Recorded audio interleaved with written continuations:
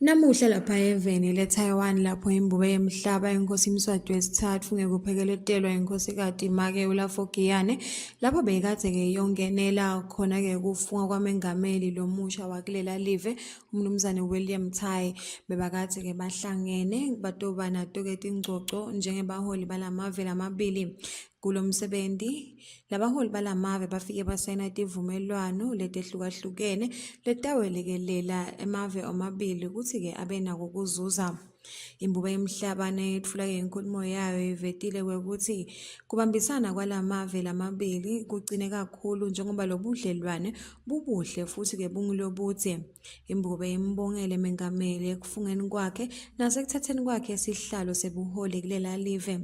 Imbube yemihlaba ivetile ukuthi yethemba ukuthi njengoba sekakhona ehhovisini naye kutawuchubeka futhi kubambisana emaveni omabili kuphinde futhi kube khona kuzuzwa kwebantu belive lala eSwatini nebantu belive laseTaiwan.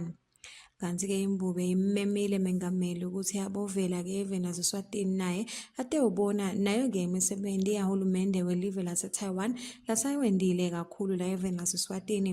Budlelwane balamave lamabili bacala ngeminyaka wa-1968 lapho khona live lakangwane lakade litfola inkululeko ekubusweni ngawe emangisi.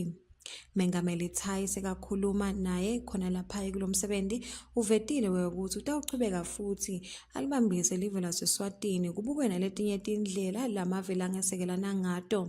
Wase sewuyasho nokuthi bayajabula kuba nabo-ke bafundzi bemaswati labalapha eveni laseTaiwan. Waphinde futhi wachaza ukuthi njengoba basayine tivumelwano letifaka ekhatsi tona-ke temabhizinisi nalokunye lokwahlukahlukene basatawuchubeka nekubuka letinye tindlela labangalesekelanga ngato live lakangwane.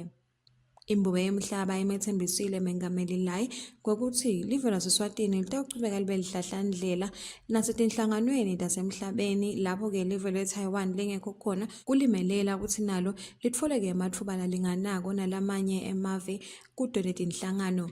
Kubika Khanyisile Mabuza endzaweni temsakado weChannel yeMaswati kanti umbiko netitfombe nguJulisa Mamba.